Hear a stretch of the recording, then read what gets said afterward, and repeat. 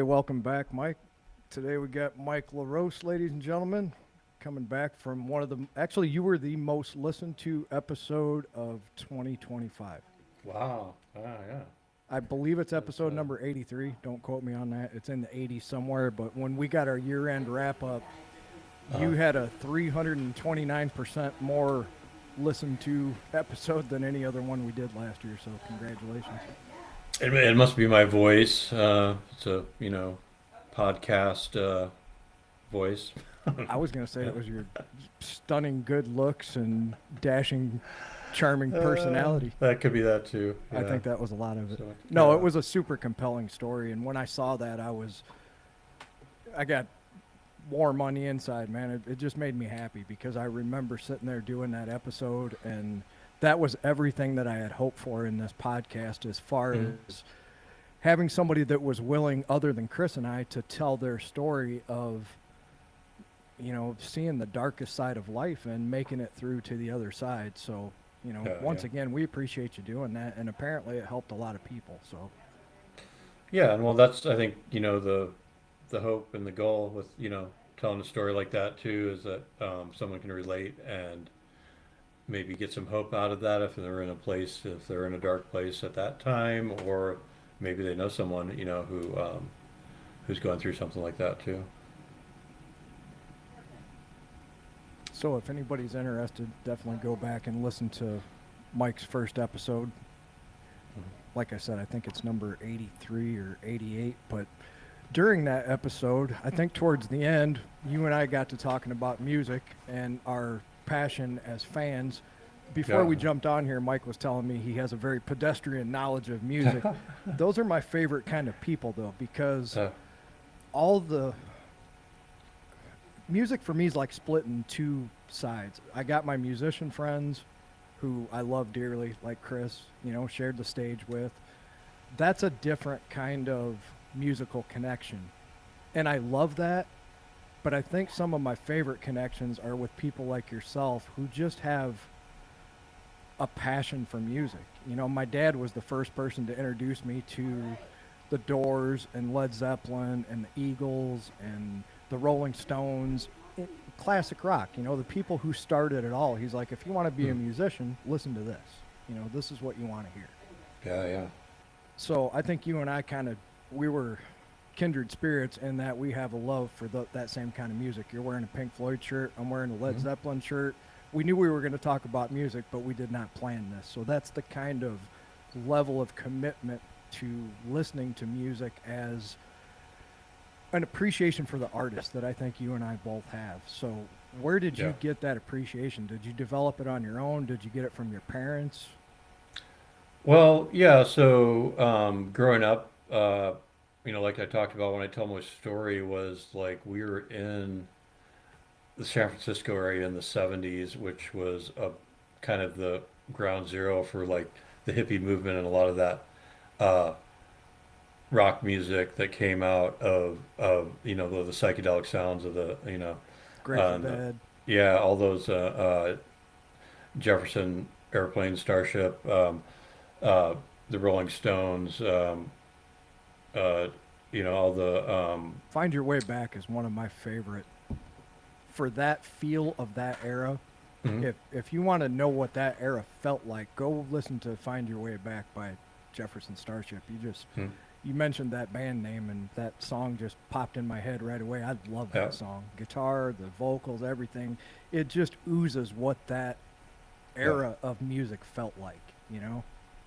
yeah. So I think yeah, like my I guess takeaway from that was that yeah, music's awesome, but like that it also was part of the culture too, and which was like when I was thinking about what we are going to talk about as far as like I've always been interested in how music is associated with certain cultures or cultural movements, and taking the '60s kind of hippie movement as a great example of that, and the music that went along with that, and or like in the '80s when I was, growing up as a teenager, it was um, there was people who got into heavy metal like me and were kind of, were headbangers, like we're um, Me too.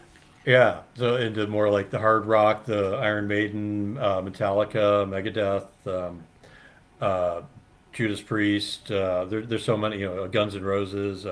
Well, There's there's just a two things that whole, you said there, not to interrupt you, but there's two things that hmm, you said there that I'd like to touch on. The first one is the cultural movement.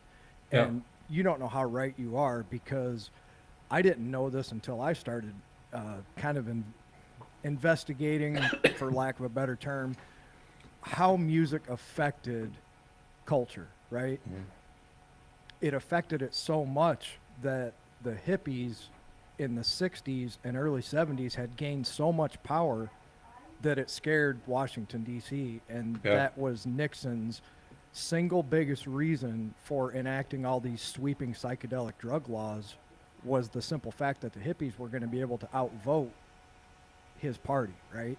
yeah, yeah, And that's a true story. I mean, he's on tape there in the Watergate tapes, quoted as saying, "We got to do something about these goddamn hippies." yeah. Right, right. They're becoming a threat to what the government wanted to get done, and all these people protesting and burning draft cards, or all the different things they're doing, civil rights, and it was counterculture, right? It was counter to the mainstream culture.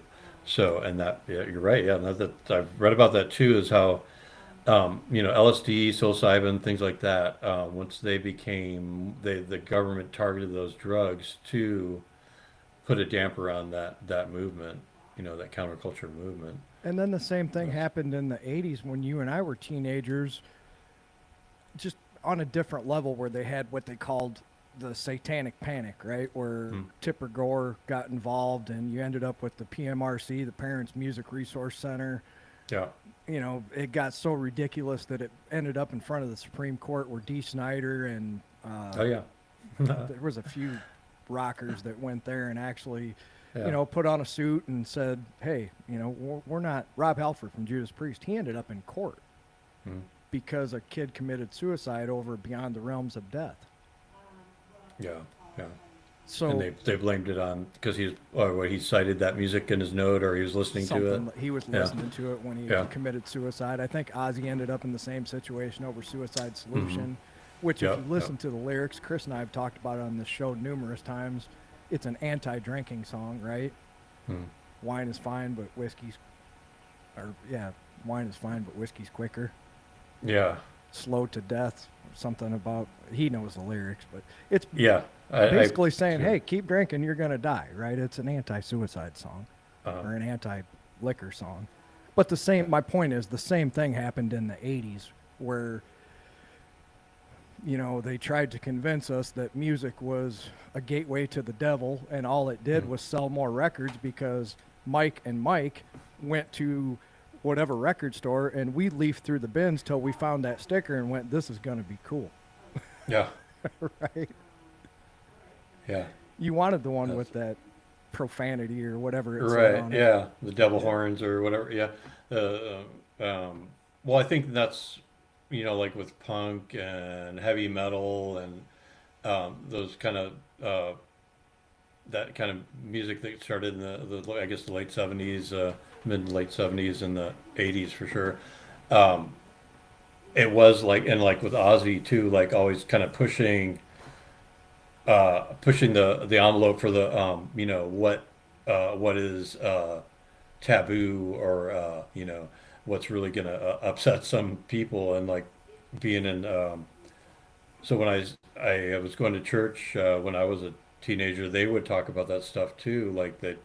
Yeah, like these bands are Satanists, or and they're and you should listen to Christian music. And then like we have Striper here, which is a Christian band, and they don't they don't do any of that bad stuff. And Striper was actually pretty good as far as They were like a right. heavy metal band.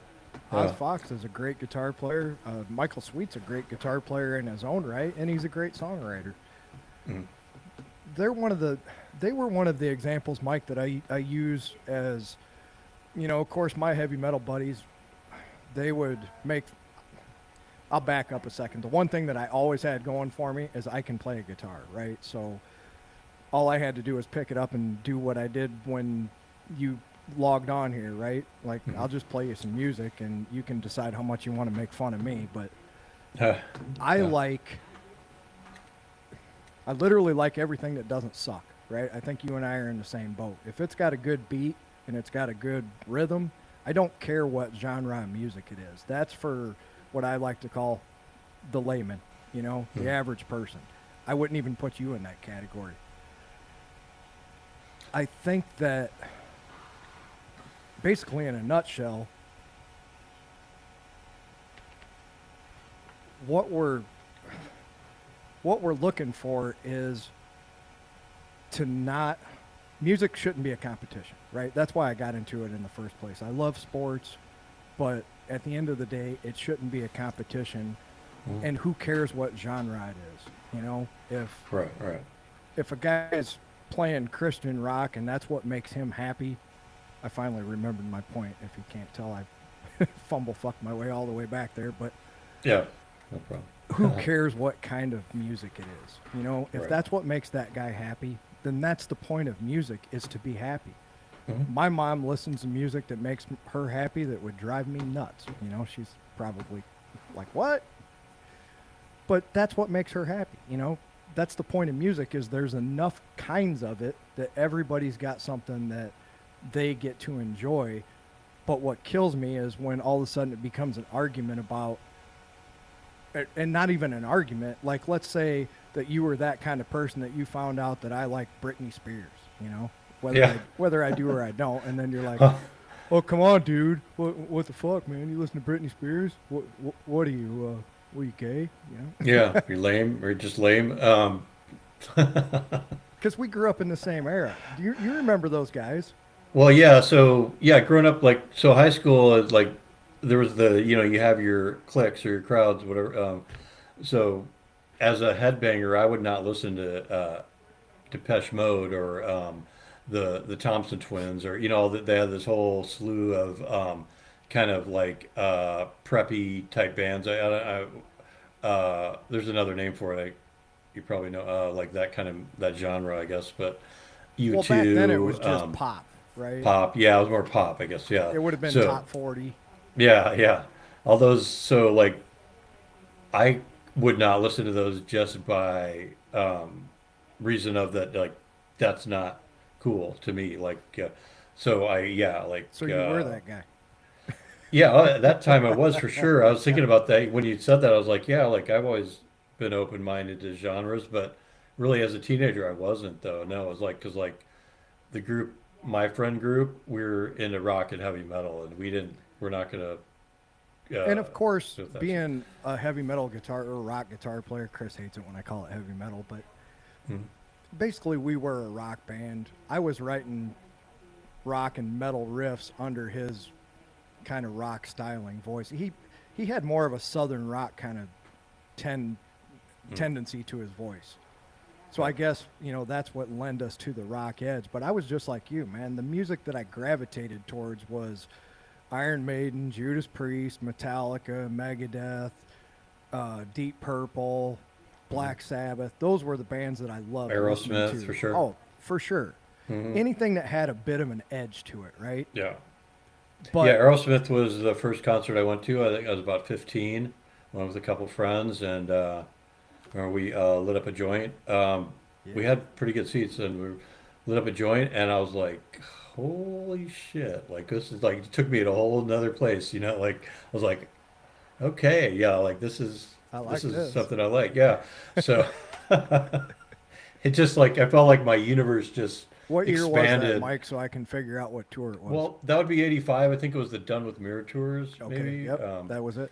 Kind of when they were just coming back out of like addiction and rehab, I think maybe for the first time. But um, I think at that time they'd already been to rehab. I'm not sure, but I think that's kind of like, and they went a couple of times, I know, but like that was maybe when they first tried it.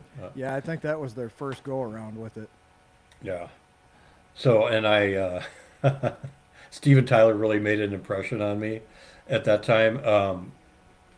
Like I really felt like he really connected with the audience in an amazing way. And then A couple of years later, I was in Chicago, and I had a job driving horse and carriage downtown Chicago, and I'm driving the carriage along. I don't know if I told you guys this story before, but I'm driving the carriage along Michigan Avenue, the Magnificent Mile downtown, and I see this like four guys walking along, and they look like just like head a group of headbangers, and I'm like looking a little closer, and I'm like, holy shit, that's Aerosmith. Um, so I got done with my ride and I went over towards the Ritz Carlton as I saw them walking down there and I caught up with them and I said, "Hey, you guys want a free carriage ride?" And Steven Tyler turned around and shook my hand and said, "No, maybe some other time." And they kept going to the hotel. But that was, I thought that was really cool that he was, That's awesome. yeah, that he did that. Welcome, Chris Dunham. Thank you. Thank you Because very we're much. on this subject, Yeah. so my first concert was Poison. Right. Mhm. It was cool. Mike, his first concert was the Done with Mirrors tour, Aerosmith. Oh, right on. I know Chris has told this story before, but Mm-hmm. because we're talking music, and this is one of the best rock and roll, not rock and roll concert experiences I've ever heard. Poison?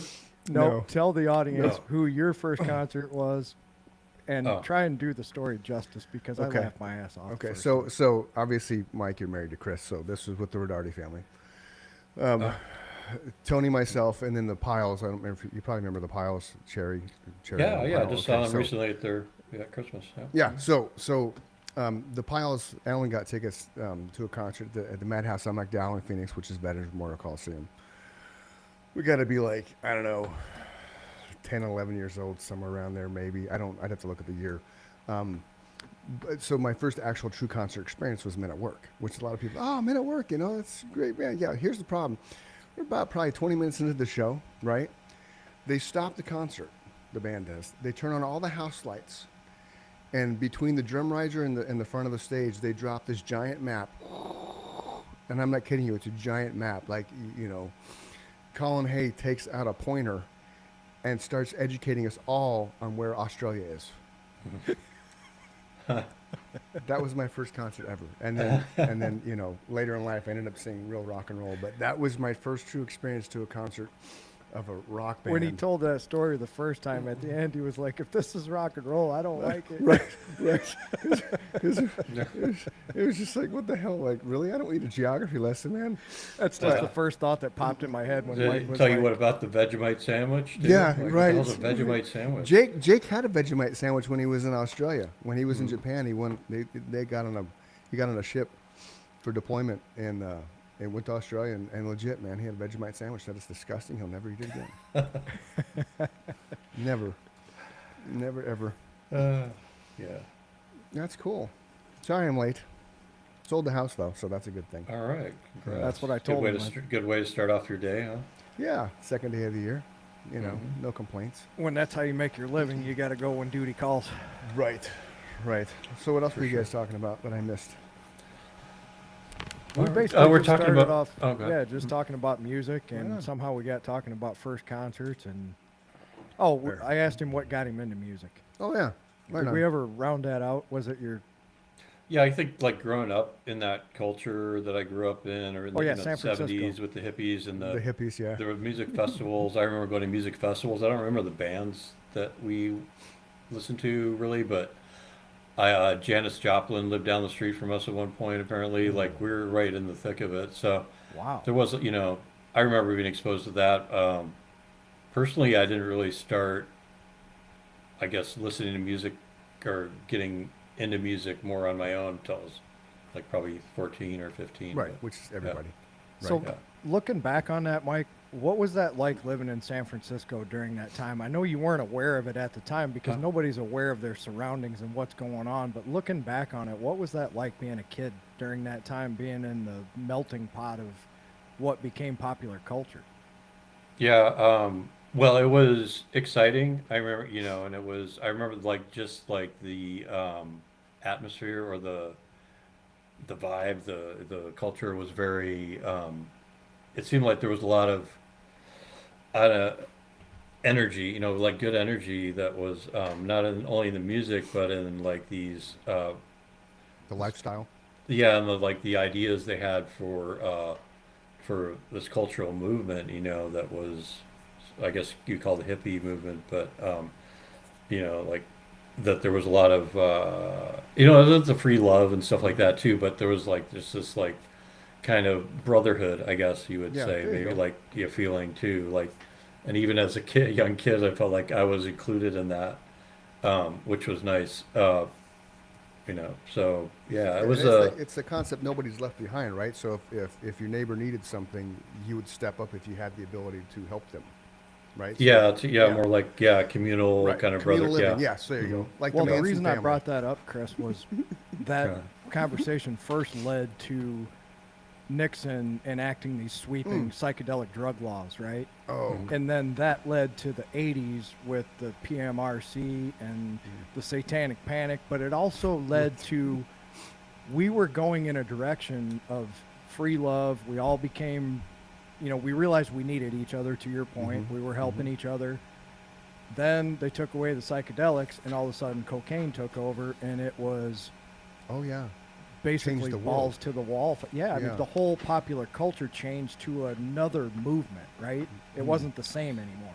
Yeah. Sure, yeah, and I think that, when you look at the drugs that were associated with the particular Eras. music too, like that Oh, also had an impact on the music. You know For what I mean? sure. Is that, Mm. yeah, And that's mostly my point. Think about the kind of music you were listening to when it was free love, and then think about the kind of music you were listening to when it was cocaine, and then think yeah, about the kind of music you were listening to in the 90s when heroin and opiates took over. yeah, yeah, no shit. I never thought of it that way. That's a yeah. brilliant. That's a Then brilliant it way of got looking into the at things. grunge scene out of Seattle with Mm-hmm. the heroin and the depression and all Yep. that. The Like, teenage the, angst. The woe is the me. angst. Yep. Whether Yeah. that's calculated somewhere subliminally or whether that's a byproduct, I don't know, but each each cultural movement has definitely had their own music based on the drugs they were doing. Mhm. For sure. I think it would be a byproduct because I don't know how you could consciously make a decision. Okay, now we're gonna get out of the pot and free love. We're gonna go start, cocaine, and then you know what I mean. I just think it evolved kind of like how music evolved, right? You have the Sure. hair metal, then you go into grunge. So I think it just organic. I would say that Mhm. organically just evolved. Yeah. I tend to agree with that for sure. Yeah, but Mike lived in the era, so Yeah. did it evolve like that, Mike? Do you remember when it went from free love to eight balls? Right. Well, that's interesting because it did like I moved to the Midwest in what about 79 Yeah. probably. So yeah. So at that time, like things were changing, right? And Mm. the that movement has kind of pretty died out, and the hippies were like cashing in. They were all like wanting to uh, Be yuppies. get careers and property and money to so they realize there's a big shift there. I think too is also like I think when you see the 80s, the economics too are also Mm. part of it too, right? Like Yeah. suddenly there's I think more interest in making money too, right? Like and making a lot of money, and Hmm. like Wall Street, and greed is good and that kind of thing, Yeah. like and that kind of like the fast and hard music and the cocaine all kind of went along with that too, I think. I never Yeah. liked fast and hard music. Still don't to this day. Uh, The hardest and the fast I'll listen to is Metallica. Some of the stuff that Mike likes, I never. uh, That Mike over there, not the Mike in the middle. right. Yeah. Mike in the Middle, isn't there? Is that a show too? I don't Yeah, know. probably. Malcolm. Like Malcolm in the Middle. Yeah, yeah. Yeah, okay, that's That's cool. See, a it'd good be show. funnier. Yeah, it'd be funnier. They're supposed to be rebooting that too. I don't know if that's true or not. They better do it justice because the first one was hilarious. Well, they're bringing, from what I saw on that, it's the original cast. Oh, They're well, just then maybe bringing, it'll be good. yeah, they're just bringing them back as kind of like how there's that innuendo forever about Home Alone making another one where Kevin's the grown up now, Yeah, which I think would be hilarious. But it would if they did I it don't, right. I don't know if they're ever going to really do it. Especially now that Reiner's dead. Wasn't Rob Reiner part of that? He was, right? Home Alone. Yeah. He, John yeah, he Hughes- was. John He, Hughes that and was his Reiner, they were movie. part Yeah. of it. Yeah. Yeah. Oh, yeah. They were part- yeah. Yeah. So Yeah. on that subject, since he brought it up, how I don't know how to ask this. I guess how heavy of music do you listen to, Mike? So I don't listen to like speed metal or like real like thrash speed metal.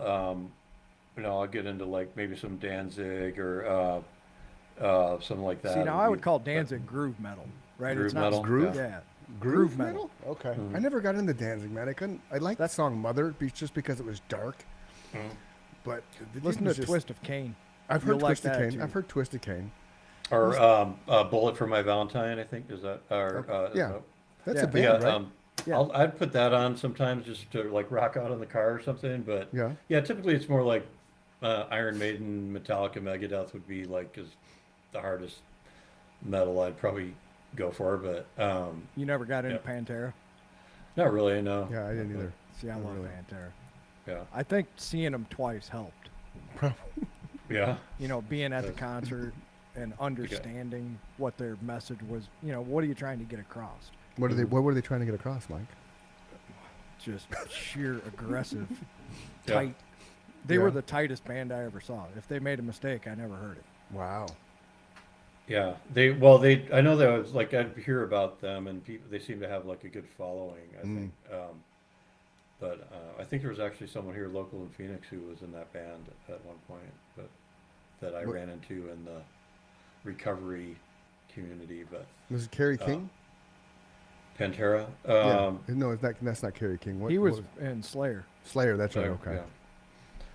Don't But hate me. Don't hate I me, could be viewers. wrong in that too. It might have been or maybe it was Faster Pussycat. Maybe I was thinking of. Tammy Down, Could be. I don't. the Yeah, I don't singer. remember the name. Yeah, I don't remember the name. I actually just saw a clip of them, Mike, from New Year's Eve or the night before. They sounded really good. Hmm. So that guy got his life back together. I don't know if you know this. His girlfriend, I think she was either murdered or committed suicide on a cruise ship. Look that up, Chris.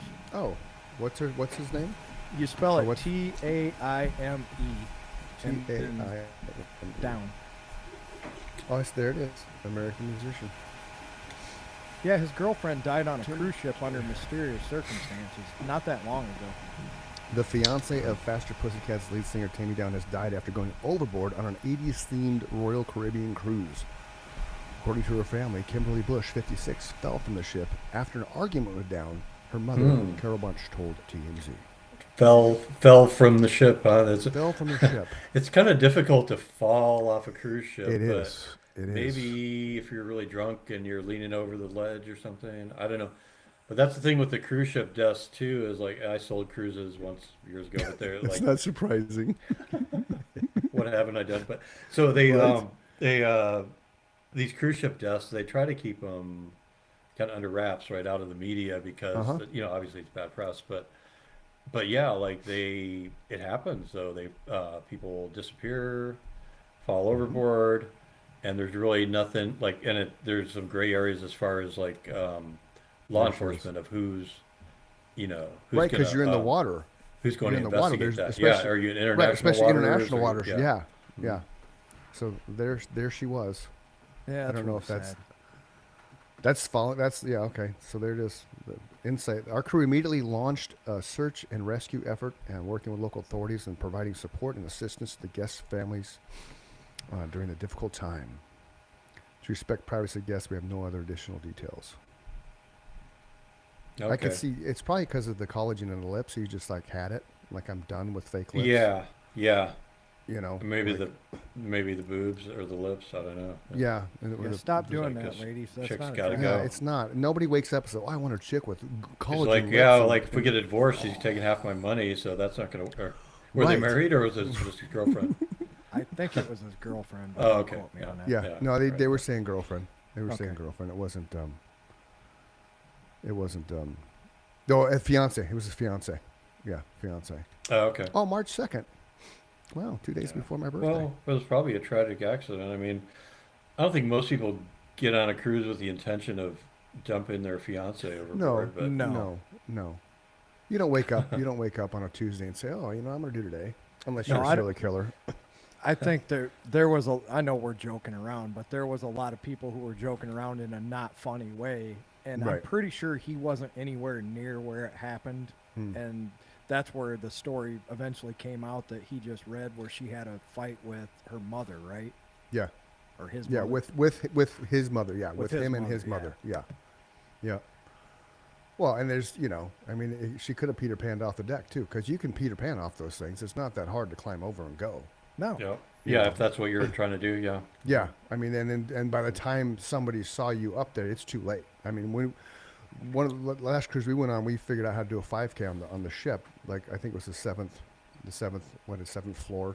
You go all the way around the perimeter, and there were plenty of spots to just grab the wheel and go, woo, see ya. Yeah. Obviously, I didn't do that, But if you want to kill yourself, you're going to kill yourself. Yeah, or you could maybe like if you wanted to do a disappearing act, like especially if you're in the Caribbean, the water is pretty warm, so you could like jump overboard, have someone pick you up on a little boat, Do a and DB just Cooper. disappear. Yeah, yeah, A little escape from Alcatraz action too, right? Yeah, Because yeah. they never found those bodies either. right. Yeah, that's a So that's a good mystery. idea. So basically, you have everything set up in the Caribbean, new identity, and you just find yourself off the ship and get picked up by a little boat that takes you back to wherever, and then you get all your new identity and you get on with your life. Yeah, yeah, Interesting. yeah. So just thought Creed of did that. Creed Bratton did that. Every time he had a struggle in life, he would just reinvent himself. Mm. Yeah. Change his Creed- name and everything, or would it? No, he'd transfer debt. He'd find somebody who was dead, and then he would transfer all his debt to them, Uh-huh. and then start life over again. That's going to You be know- my goal for 2026. You know who Creed Bratton is, right? I don't know. Okay, hold on. There's some of my weirdness of conversations. Like we talk about this family all the time in Chicago, the Gallaghers. Remember the Gallaghers? Um, Frank, Fiona, Creed, man, it's Creed. The Office. Yeah, oh, okay. yeah, see Creed. Now, here's a funny story about Creed, okay, about The Office. They didn't write for him at all. Everything he did on the show was bad. Really? It was all He had improv. absolutely no script. He had no script whatsoever. I never All knew improv. that. That's And he was crazy. actually a musician in the 60s. Yeah. Yeah, and he's actually he was a touring musician in the 60s. Like, legit. The guy's crazy. And his real name is Creed Bratton. That's what's crazy about it. I never knew any of that. Here it is, I'll tell you. Yeah. So, Creed Bratton, born William Charles Schneider in February 8th, 1943. American actor, musician, former member of the rock band Grassroots, but he's best known for playing the fictionalized version of himself on the NBC comedy The Office. But yeah, traveling musician, global excursion, traveled through Europe, Africa, Middle East, played guitar with the large folk festivals in Israel, appearing with this group, the Young Californians, that eventually evolved into where he got into the Grassroots. He was That a was member back- of the Grassroots. Yeah, That's yeah, crazy. he was in 1965 it was created. Goes on to talk about the Grassroots top songwriters offering all the different things, the songs. He was involved in the Wrecking Crew, the bunch of LA studio musicians. He was one of those for a while. That's a great documentary if you've never seen that. Yeah, oh yeah, really good documentary. What's it called? The Wrecking. The Wrecking Crew. It's The Wrecking Crew. it's back like Sinatra era, basically is what I guess you would call All the it, way right? through the 60s. Yeah, you'd have like the Rolling Stones, use them as a prime example because they were one of them. They'd come in and Jagger would be singing, but they would have studio musicians putting everything together, and then the band would learn all the music and then go on the road and tour. So they didn't, aside from the singer, nobody that was in the band was actually in the studio during that era. They had There these were stu- certain bands that couldn't perform in the studio, so Right. these guys would basically Mhm. play all the instruments, and then the band would go out and play the songs live. the They Wrecking Crew. weren't good enough to get it in one take or No. two takes, or Mm. we're talking back when they were recording only 4 tracks, so they Mhm. didn't have all these overdubs that they could do. You had to Right. be pretty much perfect, and the whole band was playing in the same room. Mhm. So they had these people who were just killers. They Yeah. could go in and in one take they would read the chart one time and they would play the song, and Yeah, people are just more studio musicians and don't actually perform with the band or Yep. tour, Exactly. but they're still really good. Like, Yep. was I thinking of Buckethead? Yeah. Who's an amazing guitarist, but like, well, he performs, I guess, by himself, but he's not like Yeah, but he's His also problem done a is lot of he studio is work. a complete introvert. That's why Yeah. he has that whole get up. Yeah, He never. that's, I just read an article about him not that long ago. He has horrible stage fright. That's where the mask comes from. That's where the Kentucky Fried Chicken Oh, really? bucket came from. hmm. Wow. And I didn't know this. He's 6'7". Oh, is he that Oh, tall? God. Wow, that's huge. Yeah. Mm. So, So he's kind like- of feels awkward and Yeah. self-conscious from it. Yeah. But talk about one of the greatest guitar players to ever pick up the instrument. Holy crap, he hits. He Mhm. invents scales and notes that I didn't know could fit into a composition. Yeah. Yeah, the Wrecking Crew is on Netflix, Mike. Okay. It was in 2008. I'm trying to find a little description of it, but everything I'm clicking I on. think is- I've maybe seen the seen it there, but didn't really look into it as far as looking at more. It's details, definitely but, worth watching for sure. Yeah. Yeah, and they basically, one of the things that I just pulled up the documentary itself. They basically were involved in throughout the 60s and 70s. Like the Beach Boys used the Wrecking Crew. Yep. Like the singer would go in, but in the Beach, Glenn Campbell used the Wrecking Crew. The Monkees used the Wrecking Crew. It's amazing amount of people that actually just used the crew. Really, I'm trying to find the picture of them because the bass player was a chick, man. Yep. And she was just badass, dude. Like, just like watching the documentary, I was like, holy shit, this chick just is amazing. I wish I could remember her name. I just read an article about her too a couple days ago. Well, that's what I'm trying to find because they're not showing any of them that it's talking about the documentary and that kind of jazz, but it's not dropping the people. It's just commenting on the movie itself. It's like they're not pulling up the images of the actual Wrecking Crew members. It's just the Wrecking Crew. Let's see what this one is. So this is a picture of them in the studio. The crazy thing is behind the scenes, the American public didn't know any of this was going on. No, obviously. no clue. Right. So that's a picture of the Wrecking Crew. So all those are hired musicians playing on somebody's album in the 60s and 70s. Because the other thing I read, it went through the 60s and 70s. They were legit. That's what they were doing. The singer would come in, and everybody else would be studio musicians, session Okay. musicians, whatever you want to call them. Right. It's pretty crazy. Well, then you got those certain, I guess, stars that are able to play all the musicians, Right, too, like Prince. or the instruments, like Prince or Phil the guy Collins, from Smashing Phil Pumpkins, Collins, Kid Rock. Billy Mhm. Corgan. Yeah. Bill Yeah. yeah, like they'll go into the studio and they'll play all the instruments themselves. It's Yeah. pretty amazing. Yeah. Which is cool.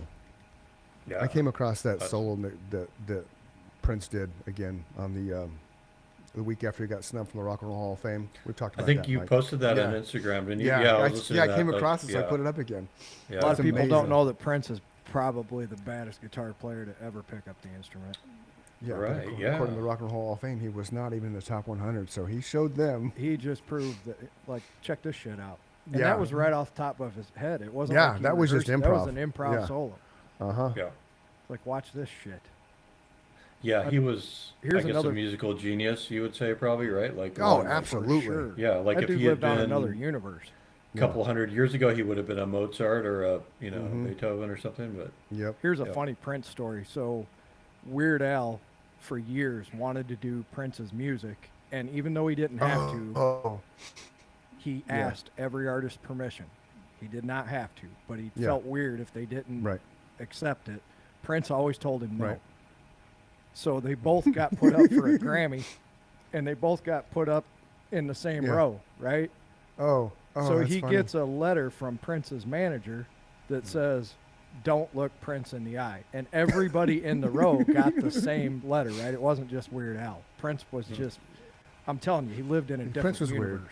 He did. He did. So Weird Al's like, not only did he keep dissing me and not letting me use his song, but then I, get put up for a Grammy and we're in the same row and I can't shake his hand or anything. I can't even look at him. yeah, Yeah, eye that's- contact. Yeah, I think he's not the only musician. I think Bob Dylan was like that too. Like, don't want to meet people or have eye contact or. I think that's dumb. It is Yeah. dumb, and I guess the reason that I would defend Prince is at least he was a fan of music and he was very appreciative of other musicians, where Bob Dylan has been quoted many times as hating other music, and the only reason that he was happy that people covered his music is because it made him money. Mhm. Wow. I've Yeah. seen a sound like a different side of him I hadn't heard before. Once you Wow. stop smoking all the weed, man, and you start seeing dollar signs. Yeah. Right, yeah. And that's This what, is you know, not like I right. mentioned You earlier, should that's what the hippies understand. did. They all decided to cash in, right? You know, like, Right. But Yeah, the that's- thing they that I all, can't ever accept is somebody who doesn't always continually be a fan of music, right? It doesn't matter that you're a musician. If you're not a fan of music first and foremost, I can guarantee you we're not going to get along. Yeah. You got to be a fan. yeah, like, why wouldn't you be a fan of music? Because too many that does musicians surprise get me. caught up here in their head, and all of a sudden now I'm an artist, Yeah. right? Yeah, Don't talk to me, I'm an artist. right. Well, Prince was an artist. Remember the artist formerly known as Prince? He was, but another reason I'll defend him is he holed himself away in that mansion and just wrote music. He didn't bother anybody. He didn't. True. You know, True. he was asked. He basically asked everybody to leave him alone so he could create. Hmm. Well, growing up, so I grew up in Minneapolis in the 80s, and of course, Prince was big on the music scene there on that time. And so, Yeah.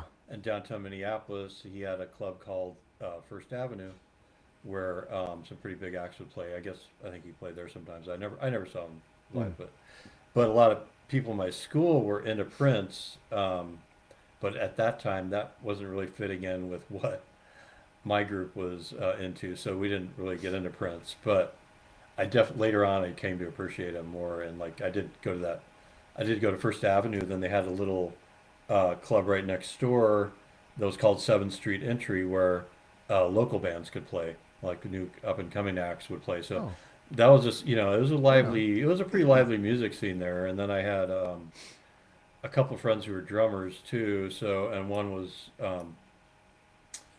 in a band. One, I don't think they were both in bands, but I only saw one of them. But I was definitely like, we'd be going to bars and clubs and that too, and listening to music even as a teenager in that, in that scene. So that was a lot of fun.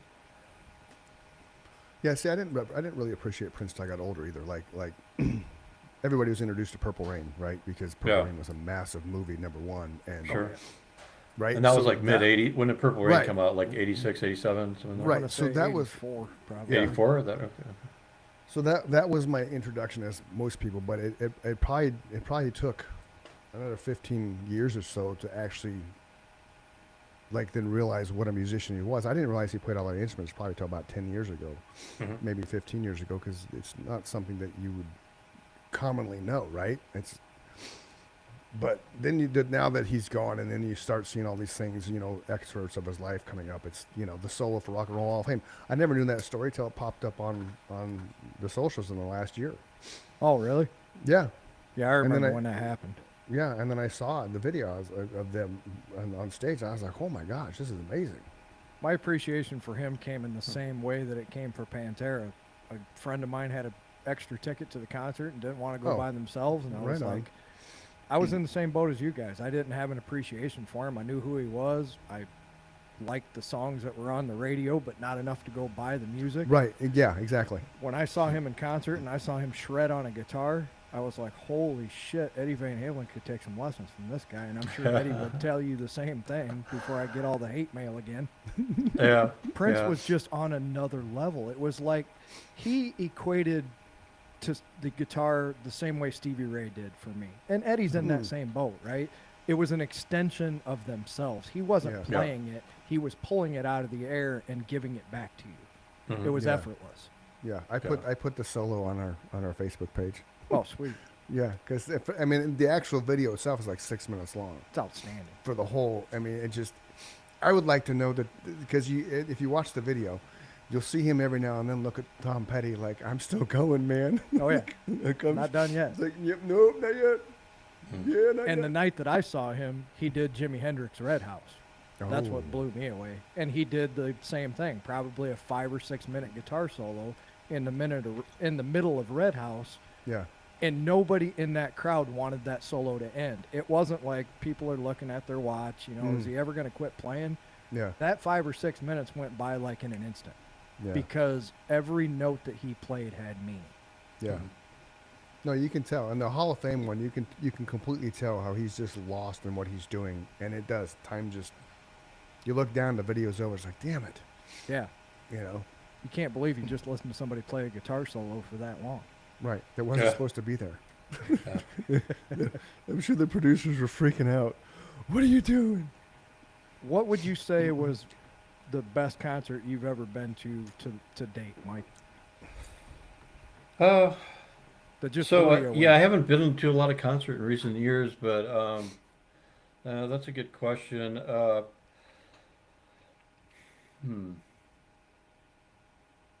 That blew you away. It doesn't have to be Well, recent, but like I just- talked yeah. about that first Aerosmith Yeah. concert, that'll always be something that I will remember that made a big impact on me. Then Iron Maiden I've seen a couple times too, and they put on a really great stage show. Yes, they did. So that's a fun show. I saw the Grateful Dead a couple of times. How are they live? They they were they were good. I mean, but, yeah, part of that experience, of course, like I have to say that I dropped some acid, so that was part of it too. But I that took you to a whole nother place too. So and they would just go on for hours and hours too. It just seemed like for just go on and on. So and they had two drum sets at one point and all this other so it was quite a show too. Right on. But I don't know if I'd be able to narrow it down. Funny, I remember one concert I saw that made an impact on me too, and it was just outside of Paris when I was there that year. And Midnight Oil played Oh yeah. an open air concert there, and we were all like just outside, just rocking out to this. And I wasn't like a huge fan of Midnight Oil or anything, but that whole show I guess made a big impact. It was just a lot of fun, like that kind of thing. It was kind of you know, I guess unscripted, like not really super organized, but it was a fun show. Yeah. Right on. Yeah, for those you don't know, Midnight Oil is a band from Australia. They were They good. were all about, they were all about supporting the Aborigines and raising money and equality and things like that. Yeah, for them. they're very like socially conscious. What was Yeah, their big hit? yeah. Beds Are Burning? Beds are burning. Yep. Yeah. Yeah. How can we sleep So- when the beds are burning? That was one of our little town's claim to fame. That's how lame we are. They stopped at a Kmart. They didn't play here or anything. They just stopped at the Kmart. They probably had to get some shitter paper for the bus or something. That's funny. That made the newspaper. What? I don't. Here, yeah, come say hi.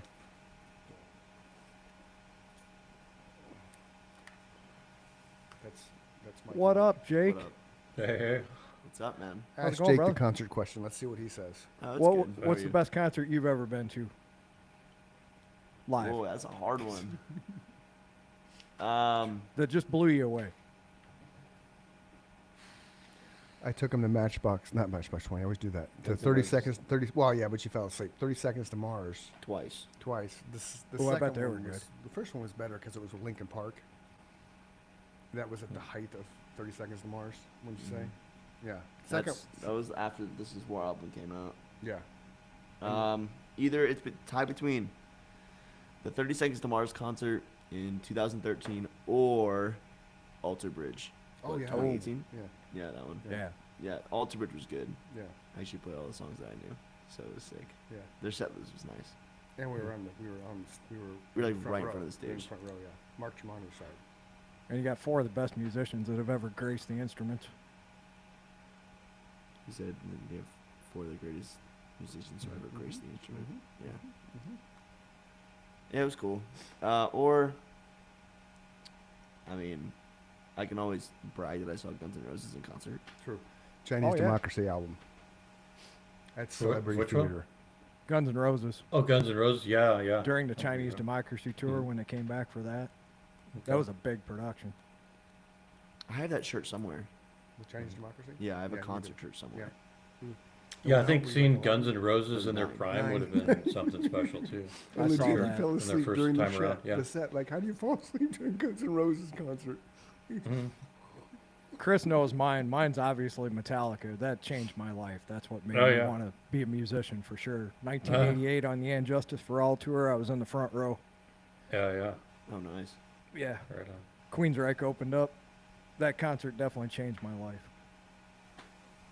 I need to go to more concerts, but Mhm. there's like, You're a little busy. yeah, it's kind of a little busy. I think there's something about an outdoor concert that's, I don't know. To me, it's maybe the sound might not be as good, as you might get it in a certain amphitheater or something. But just like the vibe and the atmosphere in an outdoor concert to me is a lot of fun. The Oh, second, for sure.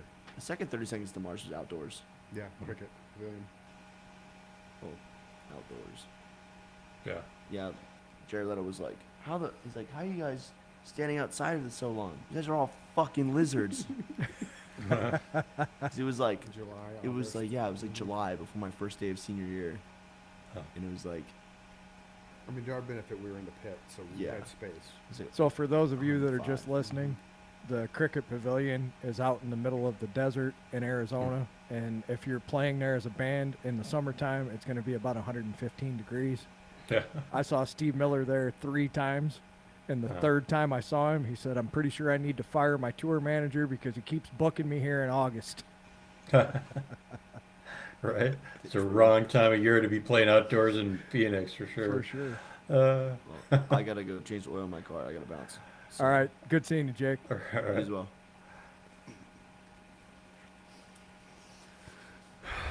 That was the Marine, ladies and gentlemen. Yeah, yeah. Always good to see Jake.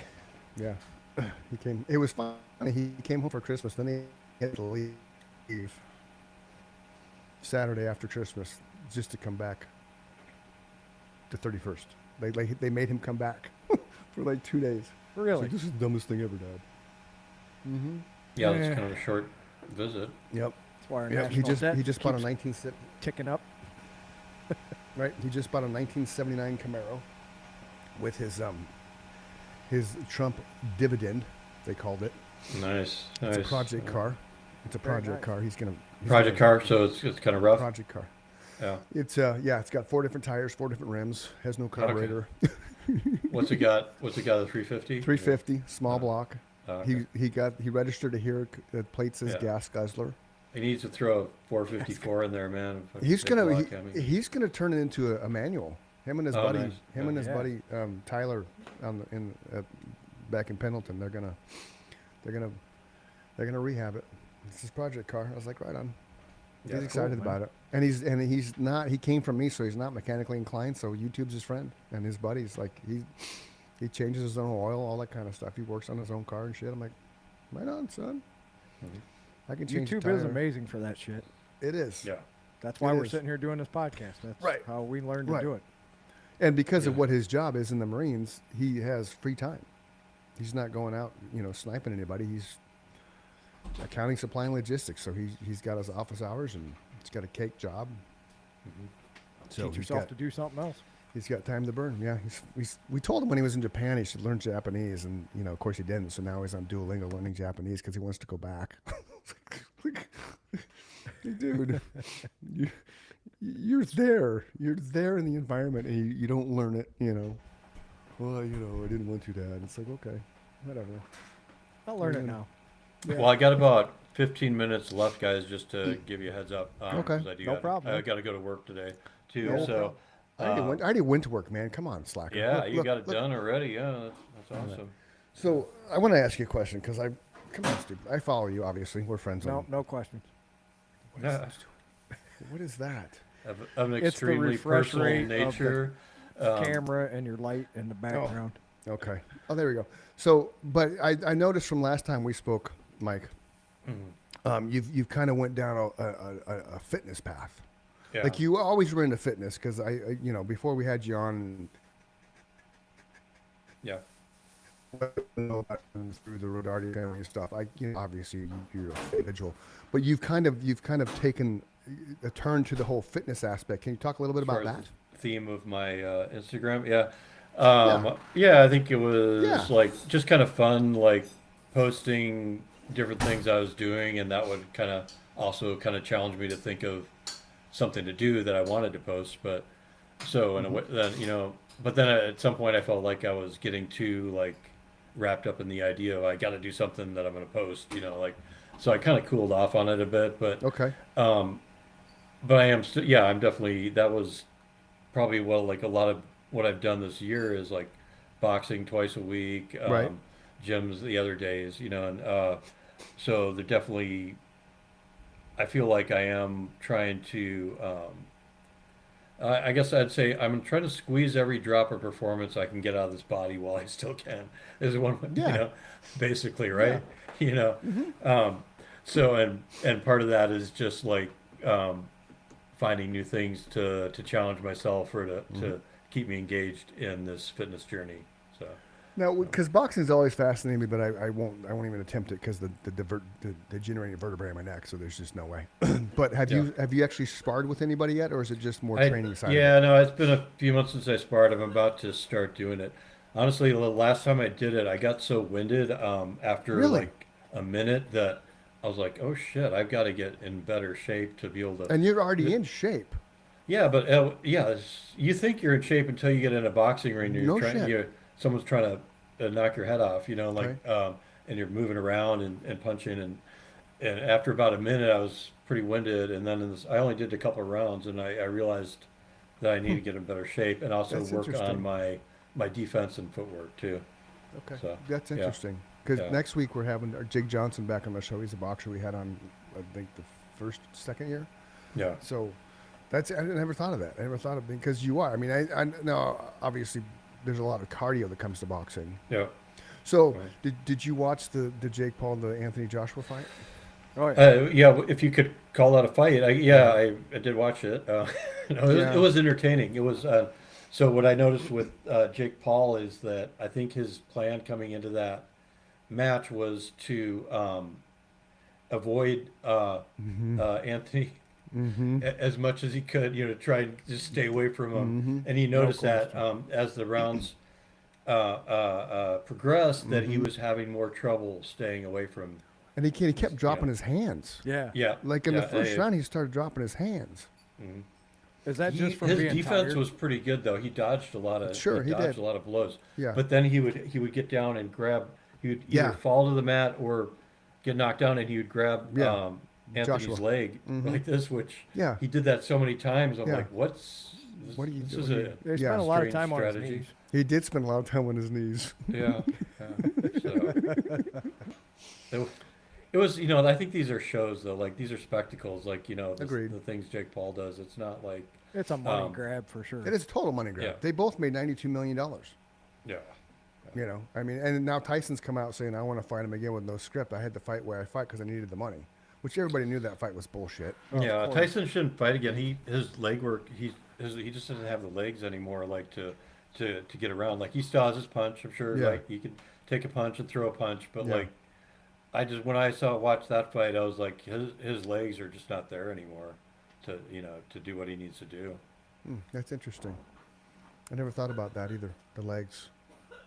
Yeah, and that's a huge part of it too, with everything with um, the power in your punch, the positioning, getting around, your defense is like, yeah, so much about the leg work. That's cool. That's a good approach. So what's your favorite workout? If I had to say, Mike, we're gonna go do your favorite workout today, what would it be? Yeah, I guess it would be a boxing workout. I mean, just because it hits all, your cardio, Yeah. you probably do some body weight exercise. You can do some squats and some push-ups and maybe pull-ups. Not really gonna like in a boxing training workout. I don't really get on the weight machines or anything, but you're doing body weight exercises, some cardio, a lot of different things. So it definitely gets me more to where I'm just dripping sweat after Yeah. a few minutes, which is Which is the whole point of working out. yeah, yeah. So like if I go to the gym by myself and do weight training, like I'm not really sweating bullets. I'm like taking little rests in between sets and all that. So Well, yeah, because that's weight training, right? Weight training's boring. it is right. It's not as engaging and that. Yeah. So yeah, for sure. Yeah. So or even just going for a nice run. I still like going for a little run. I haven't been doing as much lately, but yeah. So this is kind of cool. Hold Mm. on, you're gonna like this. Well, you may not like it. Boom. Oh, That's you jump roping, right? yeah. It looks like I'm way up high, which I It thought was does. cool because It just because does. of the angle Yeah. or something. Yeah. It's Yeah. awesome, dude. Yeah. That's So in the fantastic. jump rope, that's a part of it too.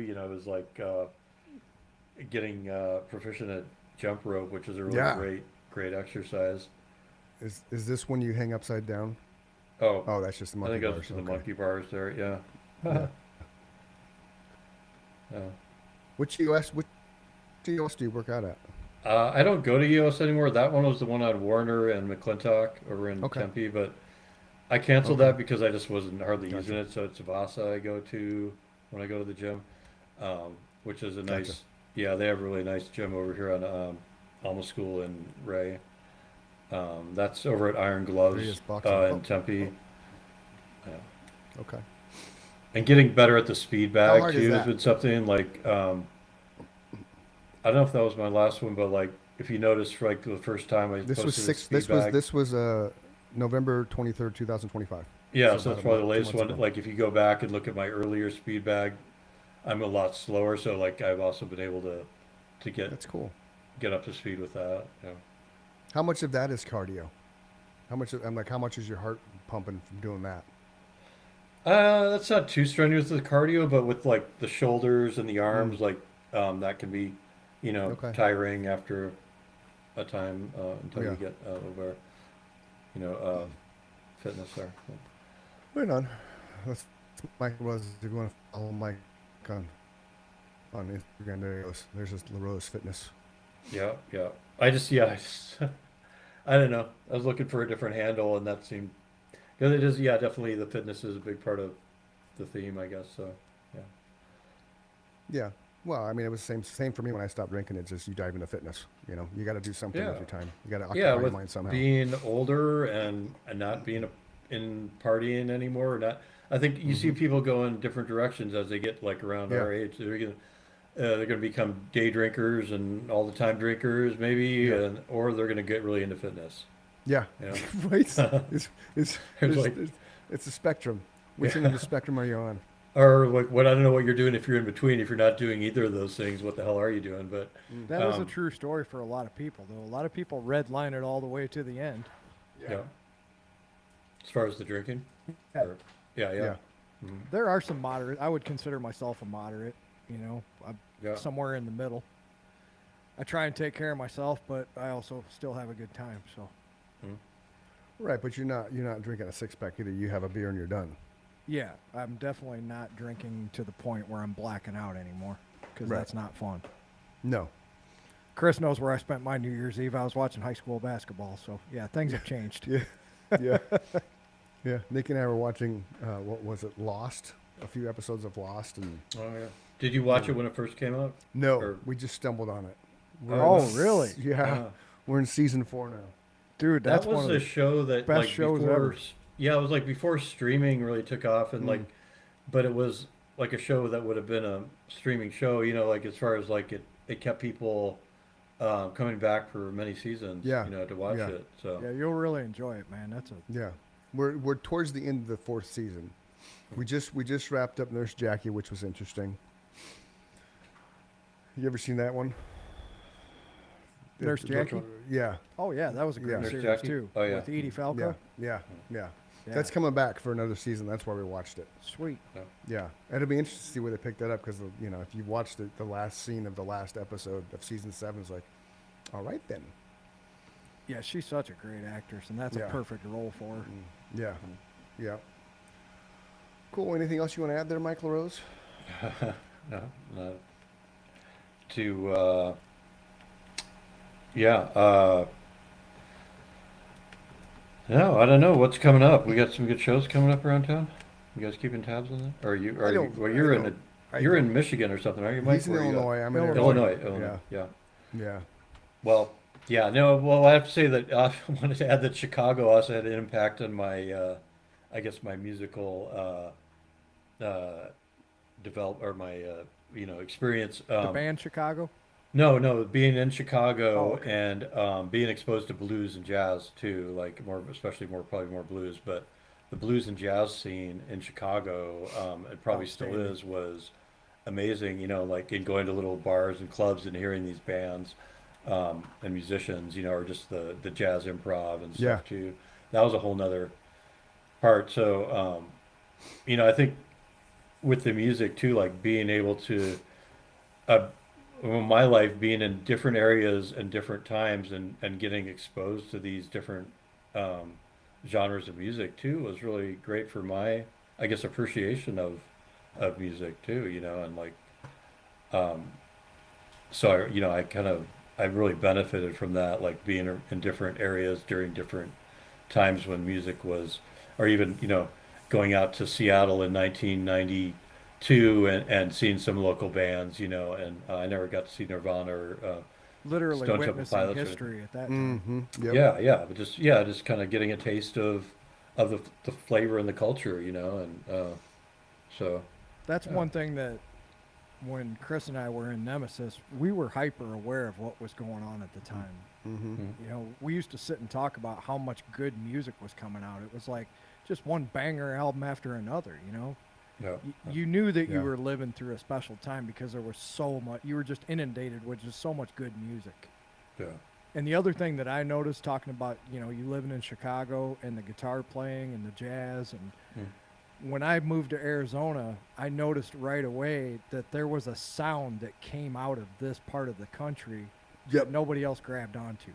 Because I used to Truth. get complimented all the time on my tone, the way that our actual audio was, not just the songwriting, but how good we sounded. And I was like, mm, the way I was raised in the music business in this part of the country was you can write the best song in the world, and if you don't present it the right way, nobody's going to want to listen to it. If you got a tinny guitar and a shitty PA system and no light show, who's going to want to see it? Mm-hmm. So I Yeah. just thought all that was a given. And then Chris and I would go see local bands, and some of them had their shit together and some of them didn't. It's like, yeah, do you not know how to tune your guitar? Do you not know how to get a good tone out of that amplifier? Those kind of things. Yeah. So I'm glad you brought up the blues scene in Chicago because it's Yeah. still outstanding and it's definitely uh-huh. lent itself to the world for a lot of years. Yeah. When Nikki and I Absolutely. were in New Orleans. We went one of the nights we were there we went on a cruise that neither one of us jumped over the side. And we just stumbled into a couple bars and listened to some of the live music. It was fun, man. Those jazz musicians, blues musicians they're a whole different level, especially just Mm. sitting there jamming at a bar. Yeah, Night there's after another city night that after night. has given the world a sound that doesn't come from anywhere else other than that particular city. Right. Memphis is another one. Mm-hmm. All right, so I'm sure Mike's got to get out of here. So we'll wrap this up. If you, number one, thank you for coming back on the show, Mike. Sorry I missed the first half an hour of it. Absolutely. Thanks for coming back. You man. know, yeah, and Yeah, I appreciate you guys. Yeah, maybe sometime we could talk about. Well, so something that's interesting to me is pharmaceuticals too, Okay. and like especially with regard to mental health, Yeah. and which I work in the mental Obviously. health field. So, We'll but have you yeah, back. it was fun coming back. We did just kind of freewheeled it this time, but Yeah. that's kind of no, I'll yeah. send you a link. You can we'll get you back on. Love to talk Yeah, about if you want to do a pharmaceuticals. show on that, we'll do that. Yeah, That'd be awesome. absolutely. We like talking to you, Mike. You're cool people. Oh yeah, thank you. Same here. Yeah, I saw you'd just done an episode on mental health and NFL or something, or Yeah. Some of our so I random wanted to calls. listen to that one too, Yeah, but I hadn't yeah. had a chance to yet. Yeah, no, we're good, man. Yeah, come on, we'll set you up again. Have you have you come back on in a couple months. We'll talk about whatever you want. Yeah, when I can do we can do like 3 hour show or something like a Rogan Sure. style. There you go. Absolutely. Yeah, podcast. Fridays are the best for that. Yep. When I someday when I don't have to go to work immediately would be good. But, There you go. so Yeah, so cool. All right, so again, boys and girls, Chris and Mike show. If you're feeling depressed, suicidal, don't do it. Go scream in a pillow, go journal, go run, go find somebody to talk to. If you can't find somebody to talk to, text 988. Somebody is there waiting and willing to talk you off the cliff. Precious line. Tomorrow is a better day with you in it. Don't leave a hole in somebody else's heart because you decide that you don't belong here, because you actually do. That being said, I'm Chris, he's Mike, and that's Mike LaRose. Find him on Instagram, LaRose_fitness, right? Is that it? All right. That's There you it. go. Yes. Love you guys. Have a great day. I'll All talk right. to you soon. Love you too, All brother. right. Thanks for All coming right, on, Chris and Mike. See All you. right. Thanks a lot. Peace. Happy New Year. Hey, tell the family I said hi. All right. We'll do. All right, cool. You too. Bye.